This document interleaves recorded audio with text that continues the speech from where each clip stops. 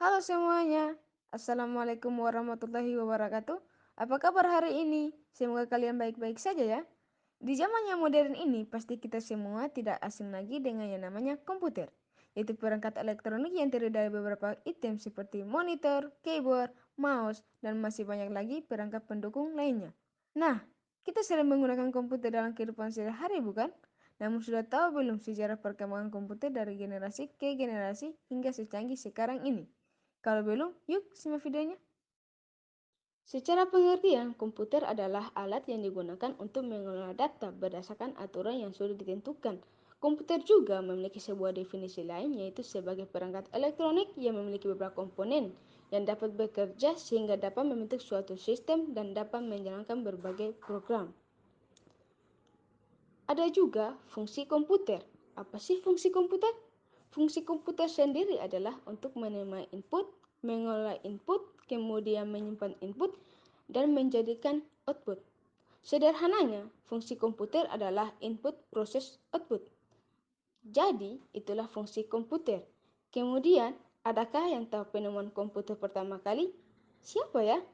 Ia disebut sebagai bapaknya komputer, yaitu Charles Babbage, salah satu penemuan komputer pertama kali. Mesin penghitung pada saat itu yang dikenal dengan diferensi Engelen No. 1 yang ditemukan oleh Charles Babbage merupakan salah satu ikon terpopuler dan terkenal dalam sejarah dan merupakan kalkulator otomatis pertama serta merupakan cikal bakal komputer. Nah, selanjutnya kita akan membahas tentang perkembangan komputer dari generasi ke generasi. Komputer generasi pertama pada tahun 1946 sampai dengan 1955, yaitu ENIAC, Electronic Numerical Integrator and Computer. Program pada ENIAC sudah dirancang pada tahun 1942 dan baru dikerjakan pada tahun 1943 oleh John Presper Eckert dan Dr. John Moseley di Moore School of Electrical Engineering dan selesai pada tahun 1946. Lanjut, komputer generasi kedua. Komputer generasi kedua antara tahun 1956 sampai dengan 1965. Pada tahun 1948, penemuan transistor sangat memengaruhi perkembangan komputer. Kenapa sangat memengaruhi perkembangan komputer? Karena transistor menggantikan tabung vakum di televisi, radio, dan komputer.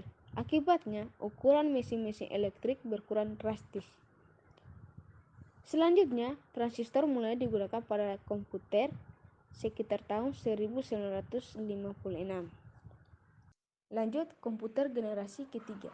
Komputer generasi ketiga ini dimulai pada tahun 1965 sampai dengan 1971, di mana pada masa itu komputer ini dibuat menggunakan integrated circuit atau bisa disebut juga dengan IC. Teknologi ini menggeser fungsi transistor sebagai komponen dasar di komputer. Namun, transistor pada masa itu masih tetap digunakan, akan tetapi ukurannya jauh lebih kecil.